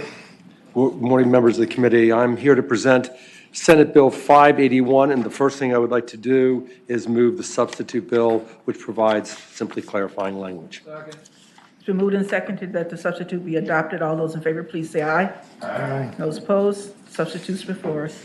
This is a close corollary to the bill that you just heard. However, I'll give you a few more specifics. This bill eliminates certain fees charged to inmates within local jails, including costs associated with the inmate's work release, telephone system, the commissary, or sometimes known as the canteen, electronic visitation, and the messaging system. The jails take commissions from canteen, telephones, tablets, media. They can also take up to $3 a day to defray costs for work release. Other revenues that they take are associated with medical copays and other forms of commission. I'll give you some examples as to how much they vary. I'm not quite sure I understood the Snickers bar example, but maybe you can understand this example. In Culpeper, for a 15-minute conversation, it's $14.30. In Richmond, for that same 15-minute conversation, it's $1.05. That's a big delta, and it's a big profit margin, and it's unseemly and it's unchristian. In various, I'll give you some further examples. In Prince William County, the average inmate paid $734.97 last year in commissions. Arlington, it was $989. Alexandria, it was $1,465. And at the Rappahannock Jail, it was $1,838 per inmate. The amount of money that is going to the facilities is in the millions. In fiscal year 20, revenue from phone and commissary commissions was $38.53 million. The year before was $39 million. The year before was $35. It hovers right around that figure. If you want to deposit some money in your loved one's account, you used to be able to go down and bring $50 or a cashier's check. Now you have to almost always do it electronically. Here's an example that was done in my office last night. An individual, this was at a Department of Corrections, but it's similar for jails, wanted to deposit $25. So you don't just go down and give your money, you've got to do it electronically. You can deposit the $25. The transaction fee is $5.95 to put money on somebody's account. We have a law that prevents gouging. That's not right. The amount of money that is being raised far exceeds the cost to provide it, as my colleague Delegate Cosgrove provided. Nobody is asking for a free lunch. Nobody is excuse me. I used to serve in the House with former Delegate Cosgrove. Nobody is asking for anybody to get a free lunch, to make free emails, to get discounted food supplies at the canteen. But we're asking that you don't have to pay $4.12 for 2 tablets of Tylenol. That you don't make a 15-minute conversation that costs you $15. And you know who it really hurts? It really hurts the loved ones at home, the mom, the wife that is has 2 children there, and she just wants her children to stay in touch with their incarcerated father. So I could go into some more statistics. I think I don't want to trespass on the body's time. We heard a lot of other information before. I think there are some folk, maybe from the jail, that might want to testify. So unless you want to hear some more statistics, I'll entertain questions now, Madam Chair. Are there questions to Senator Morrissey? Senator Sproul. And then D. Steph Cosgrove. Madam Chairman, speak to the gentleman from the correction. We can't hear you. Speak to the gentleman from the correction department. Jails, you mean? Yes, I apologize, yes. Yes. The jail, yeah, please, be fine. My bill pertains to the local jails. He's behind you, I think. Yes. Excuse me, I'm sorry for reaching. No, you can go ahead. Morning, Madam Chair. Mike Edwards with Kemper Consulting on behalf of the Association of Regional Statistics. Is there any rule, I'm trying to figure why they cost, for example, $10, I'm saying this now, for a piece of candy over here and $1 here. Is there a rule that something can be worked out when that these local facilities in certain places cannot be gouging on others? I'm hearing exactly what he's saying. Now, I'm not supporting the bill, but I'm saying that, but now he got me thinking, why is it for a $10 piece of candy over here, this jail, or it's $1 over here? Can anything be done so it can be fair across the board? Madam Chair, each jail negotiates different contracts for commissary and for telephone and for tablets, and tablets now are a platform where you can do messaging, video, and calls. So those contracts are very different from jail to jail. That's the short answer, Madam Chair. That's funny. Thank you so much. Senator DeStefano. Madam Chair, I'm going to be kind of quick and roll it back to a few years ago when I served in the military. And I know some of the other folks, and I checked with them before this, when they served, they actually didn't have the opportunity to call home every day, and we did pay a lot. There were times we were paying $7 to $15 per minute to make a call back home. But I don't want to go into that, and I will tell you, I pulled the commissary list and prices from Chesapeake and Virginia Beach. And I'm just going to read 3 or 4 of them, but I can tell you we in the General Assembly pay more than they do in jail today in Virginia Beach and Chesapeake. So a chicken sandwich was $3.99. Famous Amos chocolate chip cookies, the large 2-pack, $1.99. Oatmeal, and this is Uncle Al's oatmeal, $1.59 per serving, and a serving is one of those big tubs. We pay more than that here. A tuna melt, and that's one of my favorite, but I don't want Meriwether's to drop the price just because I'm saying this. But I think I pay $6 for my tuna melts. They pay $3.99 for the tuna melt.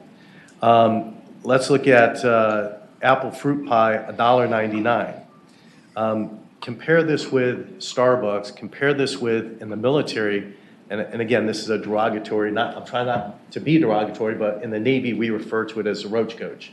It's a mobile canteen that drives around, and the prices that they're paying in the jail, not only are they less than what our military are paying for similar types of items, and even in the military, you paid for emails, and there's been places where we've spent $1, $1.50 per email home. But when, and again, I've only looked at Chesapeake and Virginia Beach because I had quick, easy access to those two. They pay less than I do at Starbucks, $1.99 for a chocolate chip muffin. They're the big chocolate chip muffins. We pay more than that here, and we pay more than that locally in Richmond. So I want us just to, when we study this, I want us to truly study this with open eyes and understand our military has very restrictive times on calling home. There have been times where I've not made a phone call or not been able to make a phone call for 2 months straight. And then when I was able to make a phone call, it was $7, $7.50 a minute. So others in this chamber will tell you the exact same thing. But when we're looking at this, please understand that the 2 examples I pulled up, they pay less than we do at Meriwether's. They pay less than we do at Farm Fresh, Food Market, or Starbucks. So thank you for your time in this, and understand that they buy in a large bulk when they do this, and they use that excess to cover a lot of the programs that are what reintroduce these individuals back into society. Programs like working on automobile vehicles, building houses, etc. Thank you for your time. Senator Cosgrove, then Mason, and then Serville. Thank you, Madam Chairman. Madam Chairman, this bill sounds, like it's a good thing. However, it's not just jails gouging inmates for a lot of money that just floats around and sits in a bucket. If this bill was to pass and these fees were to go away or to be drastically reduced as it's being proposed, let me tell you some of the things that would go away with it, because the state doesn't pay for these things. Trade skills, they would be gone. Inmate training, gone. Classification staffing, gone. Work release and electronic home monitoring, not paid for by the state, but by these commissions, gone. Telephone and commissary operations, either gone or drastically reduced. And medical record forwarding, the state doesn't pay for that. These fees do, gone. So while it seems well-intentioned, if we delete all of these different fees and minor inconveniences, Just a second. the entire jail population is going to suffer. And the entire community is going to suffer because these programs will go away. The local sheriffs, the local localities have no funding source to pay for these things that I just mentioned. And so I would hope we would take a very, very close look at this and see what we are going to actually lose I just made a note if of this that. was to pass. So, thank you, Madam President. or Thank you, Madam Chair. Senator Madam Costello. Senator President, Mason. see if I can get titles correct today. Madam Chairman, let me address that last comment. As most of you know, I'm rarely going to come before you and speak in generalities. I'm going to have specifics. With regard to what Senator Cosgrove just said, there is a Commonwealth of Virginia jail cost report that has to be signed by every jailer and their CEO. It delineates the amount of money that is raised in commissions, and it specifies how much money is spent in jail programs. Now, Senator Cosgrove said that in seriatim fashion, eliminated. Let's be clear what's happening. In fiscal year 20, $38.53 million was raised in commissions. The amount of money spent on programs, $2.15 million. Over the last 5 years, $181.57 million was raised in commissions. $9.62 million was spent on the programs that Senator Cosgrove said. That's not my data. That's the jailer's data. My colleague and good friend from Virginia Beach mentioned the amount programs were spent. Well, if you look on the second page of what I just gave you, it has every jail's amount of money that they raised in commissions and they spent on programs. 1/3 of the way down, you'll see Chesapeake, because my friend mentioned Chesapeake. They raised $1,363,748 in commission. You know what they spent on jail programs? Zero. Virginia Beach. Well, Virginia Beach was $2,429,000. This is on commission revenues. Spent zero. Not to say that they spent zero on programs, but out of these commissions. And my friends can shake their heads all they want, but this is the jailer's report, the sheriff's report. So if you want to, I'll address those questions again if you want to get into the specifics. This is a 131-page report, and it's called a fiscal year 2020 jail cost report, annual jail revenues and expenditure report per locality. Of the facilities, we had of the 52 facilities, over 40 of them spent zero from the commissions on jail programs. Mason, Ceraville, Boysko. All right, so Madam Chair, as we learned with Senator Boysko's bill, this is an issue that needs to be addressed and it's complex and we got to figure it out. Well, Senator Morrissey's is even more complex because now you have location by locality by locality by locality. And I was glad he used the debit card example because this gentleman's suggestion was onerous. That made no sense. But it costs money to do debit card programs. Meaning my kids have 2 debit cards. It costs us money to put money on the debit card.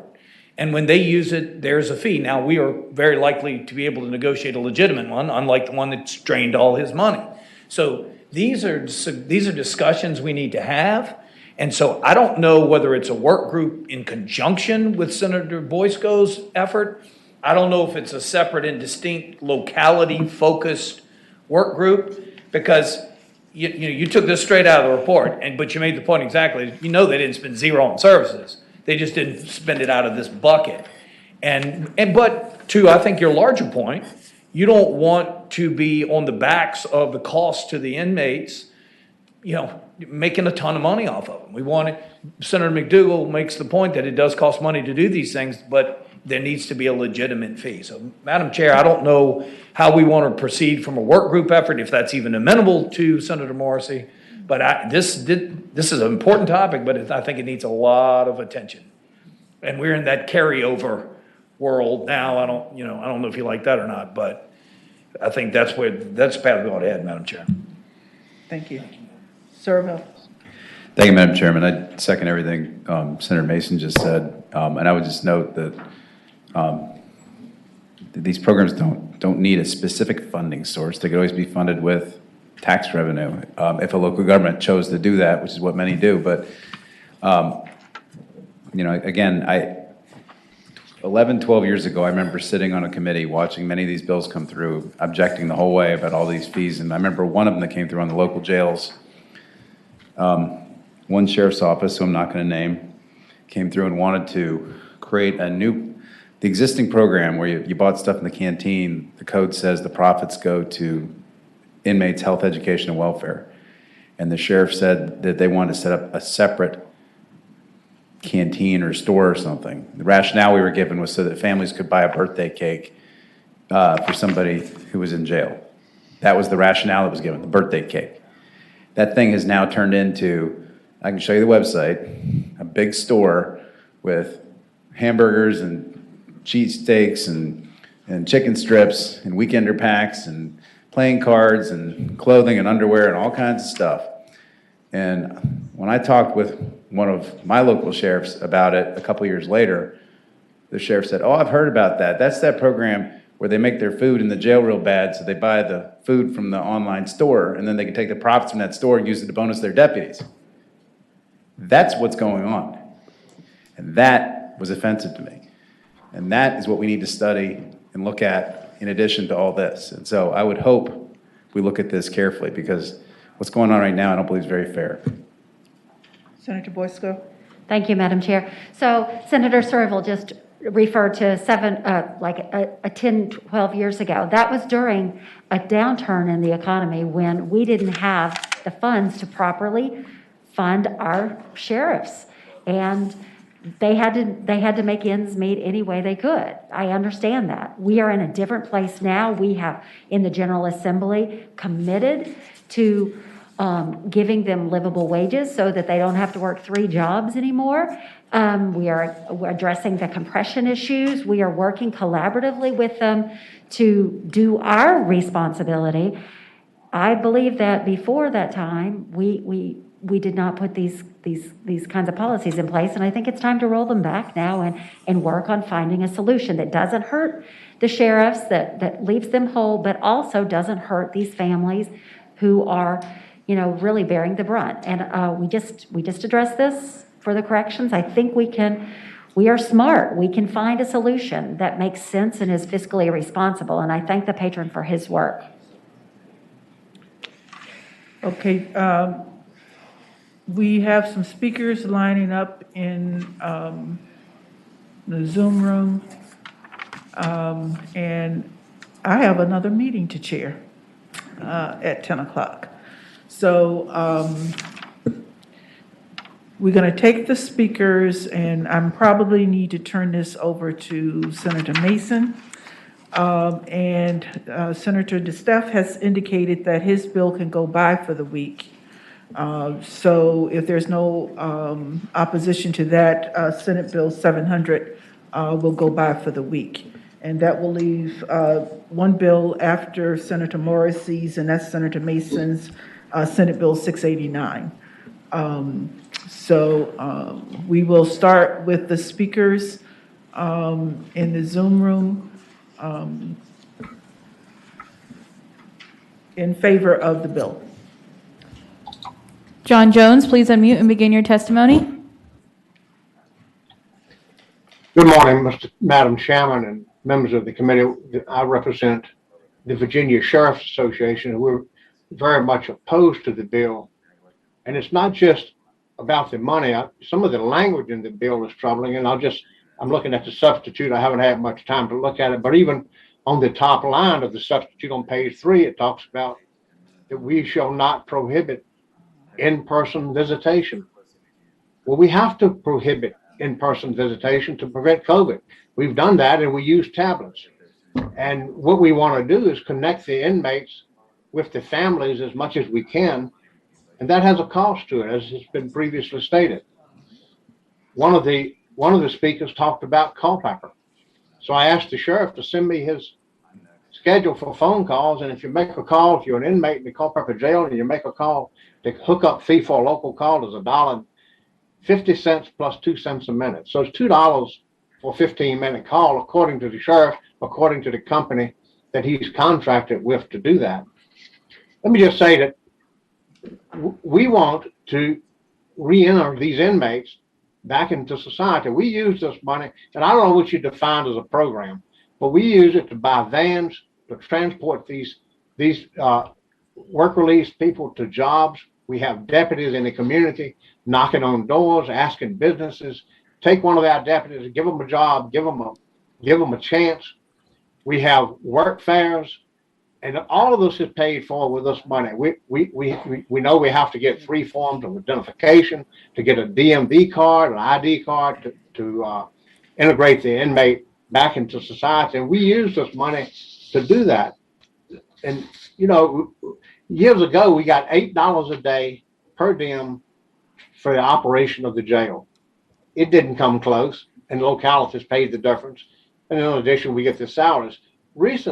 Not too recently, past time, that's been reduced to $4 a day. The Commonwealth gives the sheriffs $4 a day to operate the jail, and there's no possible way we can do that.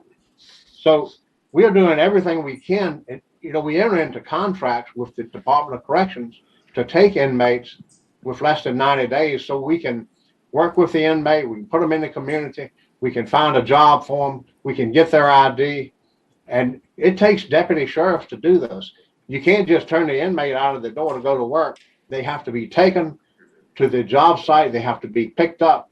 People have to do this. And I'm not sure this is defined as a program that's in that jail cost report. We need to look at that. I can tell you, I know of 1 or 2 jails that spend more in what I'm describing than the entire state expenditure in that program. So I just think we need to look at this. If you were to pass this bill, or even anything close to it, the people that are going to be hurt by it are the inmates and their families. So we hope you pass this bill by and not pass it. If we have to work with a group, we've always done that when we're directed to, and we'll do what we need to. But this is a hard pill to swallow for the inmates and their families, Madam Chairman. Thank you. Thank you, Ms. Jones. Next, Bianca Tyler. Please try to Hi, keep good your comments morning. to around a minute, please. Okay, I don't know if I'll be able to. I think I've been asked to speak as an expert on this issue, but I will just say, I think it's very important to say that it's comical in some ways to hear people comment that this bill, which is designed and was written by people who are formerly incarcerated in their families, is going to hurt people who are incarcerated in their families. I think the reality is that this is actually designed specifically for those families. 1 in 3 families with an incarcerated loved one goes into debt over the cost of simply calls and visits. If you add commissary and all that onto, there is tens of millions of dollars being spent in Virginia that families who don't have it are spending. So 100%, this is not meant to hurt, but this will help. As Senator Morrissey represented, program spending is actually minimal. And I don't care what Mr. Jones sort of says. The reality is the reality about what these programs are. The other thing is you can also look at the provision of phone calls as a program. The reality is that all these programs that we claim are happening in our jails, we have to ask, what is their efficacy? Have you seen any reports about their actual productiveness? What we know is that there have been plenty of studies done around the communication of loved ones inside with their loved ones on the outside that have represented significant recidivism declines and reentry. Understood. Thank you, ma'am. There's a lot to review. We appreciate your testimony. Sincere Allah.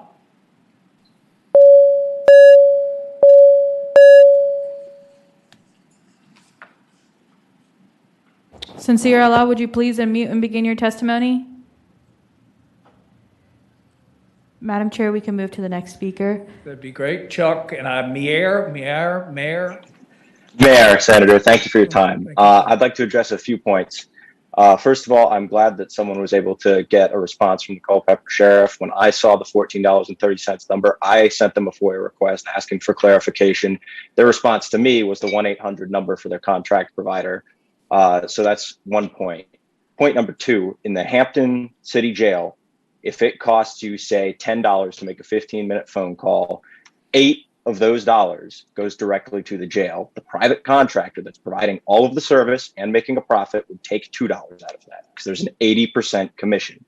That 80% commission is artificially quintupling the price of a phone call for family members. That is a 400% tax on predominantly poor people. I challenge any member of the commission to find another tax that onerous and that regressive.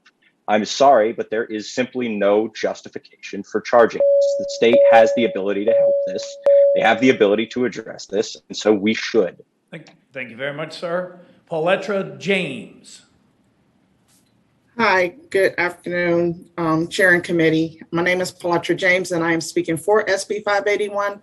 It's vital that individual families are afforded an opportunity to connect with their loved ones, and having love and support of a family is beneficial to their rehabilitation. The fact that companies are charging enormous prices for them to provide for them and stay in contact with them really needs to be addressed. And I want to thank Senator Morrissey for bringing this legislation forth, and I hope this committee will vote yes for SB 581. Thank you for your time. Thank you, Mrs. James. I see the gentleman from American Prosperity in the audience. I'll be really quick. The one thing I'll say, Senator Cosgrove, in support of this bill is that there is no market forces or guardrails on it. The contracts that just give you, that's what your role is as legislators, is to oversee all this and to make sure that it's appropriate to the market. A fair market value is what we recommend. So that's what we're asking for, and I hope this has started a great conversation about this. Thank you, ma'am. Yes, sir. Thank you, Senator. Thank you, Chair. I appreciate the opportunity to speak again. Sean Winnett on behalf of the ACLU. One point that I would like to make just very quickly is that most of the people that are incarcerated in our jails and regional jails right now are pre-trial. Most of them haven't been convicted of anything. And again, it is the families that are experiencing this trauma, the loss of income from that earner. It is a traumatic period when somebody goes to jail. There is a little bit of leveling off when somebody goes into the prisons, but that's not what we're addressing now. It is the people that are in the jails that are pretrial, that have not been convicted of anything yet, and it's their families that are bearing the burden of this of these costs and these fees and the exorbitant prices. We'd ask that you report this up to finance, I guess it would go to, or appropriations. Thank you. Thank you very much. So anyone else in the audience like to speak in favor of the legislation? Anyone like to speak opposed to the legislation? Please come forward. For those attendees in the Zoom room who would like to speak in opposition to the bill, please raise your hand electronically now. Of course, we heard from Mr. Jones. Mr. Edwards. Senator, you got a couple. Senator Morrissey, you got a couple folks here in opposition. Thank you, Mr. Chairman. I'll just reiterate some of the points that Mr. Jones made. I have Ted Hall, who's the superintendent of Northern Neck Regional Jail, I think, in the Zoom room. He's here to answer any questions about the contracts and about the services and the dollars and cents. I will tell you that Superintendent Hall fully funds his substance abuse, behavioral health, GED programs from the commissary annually. And yes, there are commissions on commissary and there are commissions on most of the telephone and communications equipment. Those dollars have to be reinvested back into the commissary as a regional jail. Any dollar taken from the commissary by statute has to be reinvested back into programs and services. The dollars that are commissions, revenues, fees from telephonic communication come back into the jail to support the jail. The senator's budget amendment was $21 million. He just referenced $37 million. We would say that it's higher than $37 million. To Senator Boysko's point, if the state is able to make up that delta annually on an annualized recurring basis, I'm sure the jails would sit down and listen to those conversations. Thank you, Mr. Chairman. Thank you, sir. Anyone else in the audience in opposition? Anyone in the Zoom room in opposition? Mr. Chair, there are no hands raised at this moment. Senator Favola, I understand that you'd like to be recognized, Madam Chair. Thank you, Mr. Chairman. I think this has some of the same issues that Senator Boysko's bill had. Absolutely, we want to ensure that our education programs are funded, our rehabilitation programs are funded. I mean, that's a philosophical view that I hope we all share on this committee, but I have a hard time funding it on the backs of inmates or their families. So my view is that the state needs to pay more, a better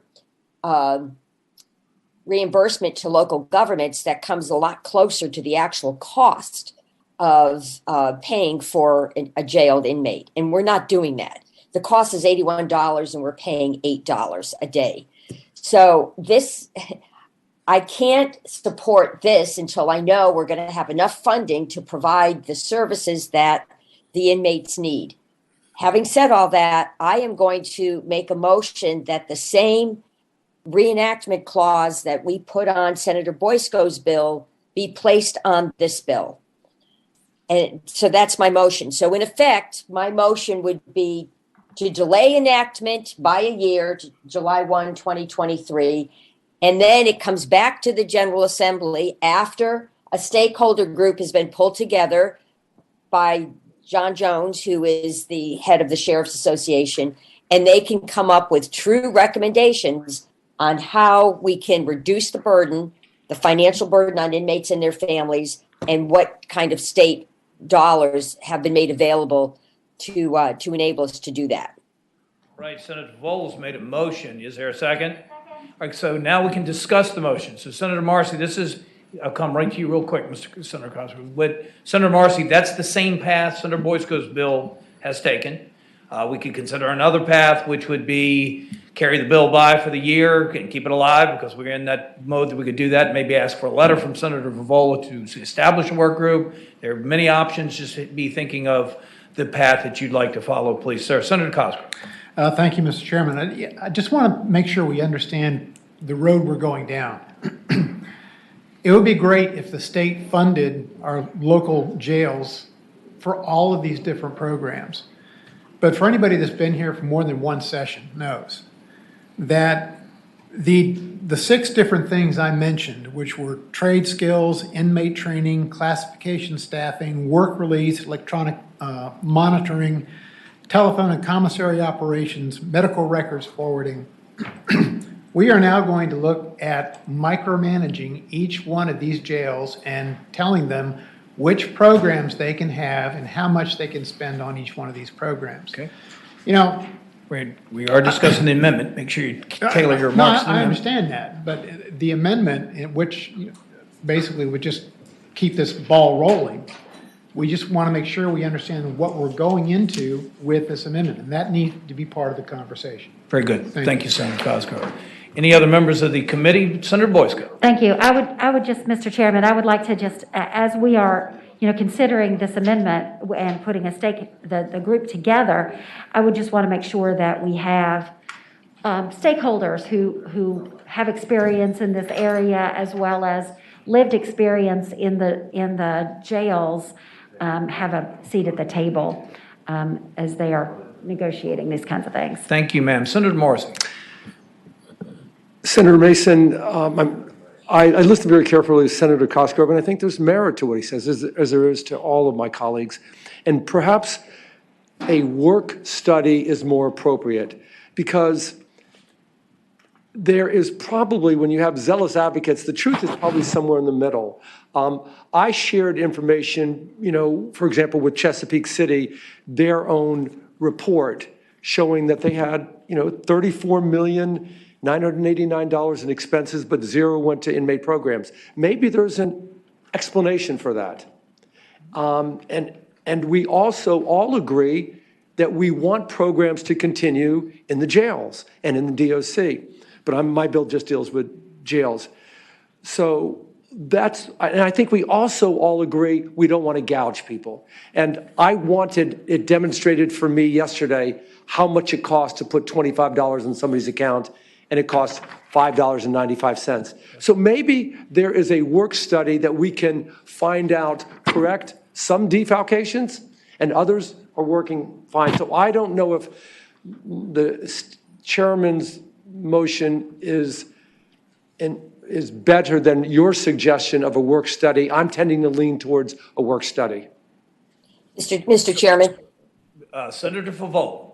Mr. Chairman, my motion again was that delayed enactment and before the reenactment comes back to the General Assembly, that the Board of Local and Regional Jails convene a meeting of stakeholders to address this topic. And of course, we'd want to include former inmates.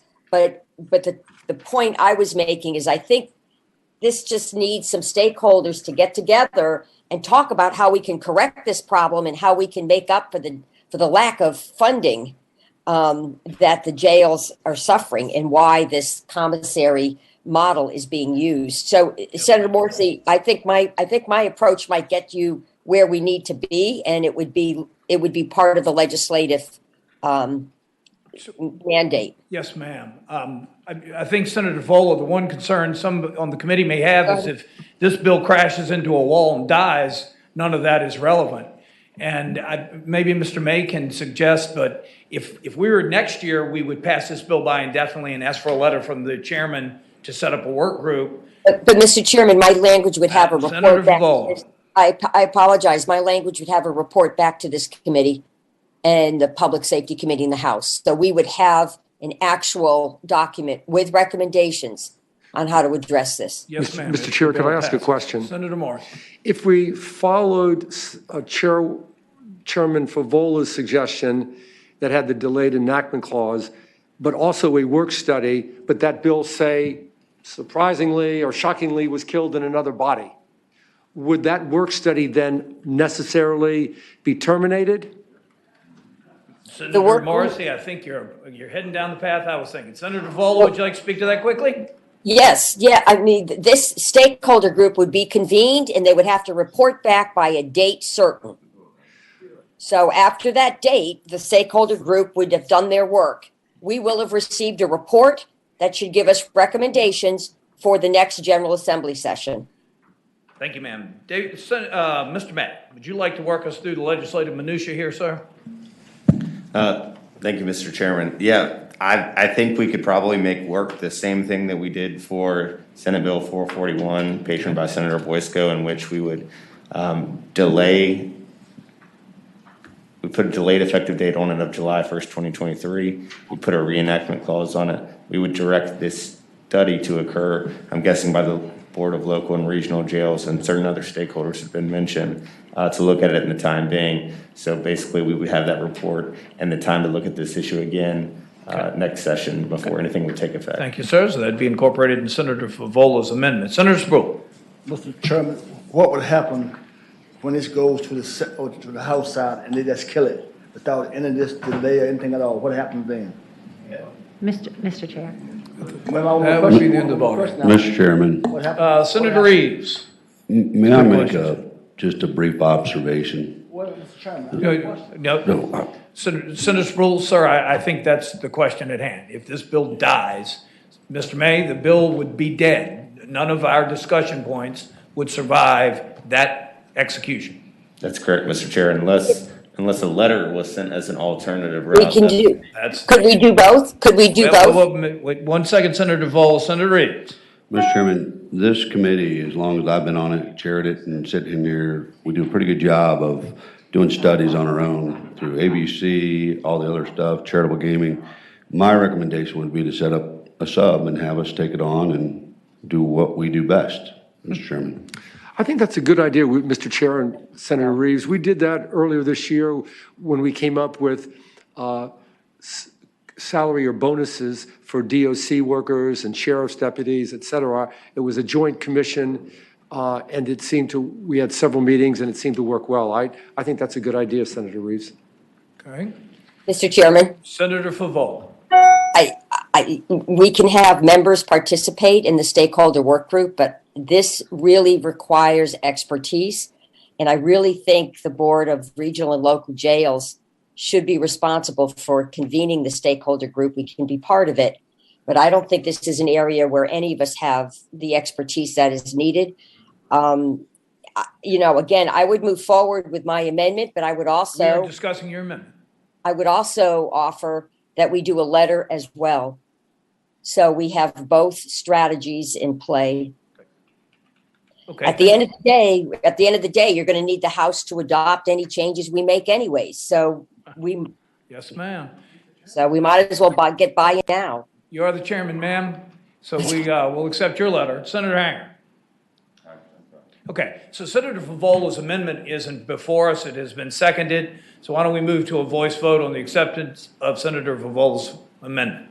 All in favor, say aye. Aye. Opposed? All right, the bill as amendment, as Senator Boyce goes, is before us and has to go to finance. Senator Marcy, any final comments? No, sir. Thank you. All right, so if we'd all please cast our vote on passage and referring to finance. Senator Favola, how do you vote? I vote aye. Senator McPike, how do you vote? Aye. Oh. Ayes 7, noes 5, abstentions 3. A lot of colors on the board, Senator Marcy. We'll keep working on the finance. My bill is the last one. We're proxied up and COVIDed up, so I'll take mine by for the day and we can discuss it next week if that's all right with everyone. The committee will rise.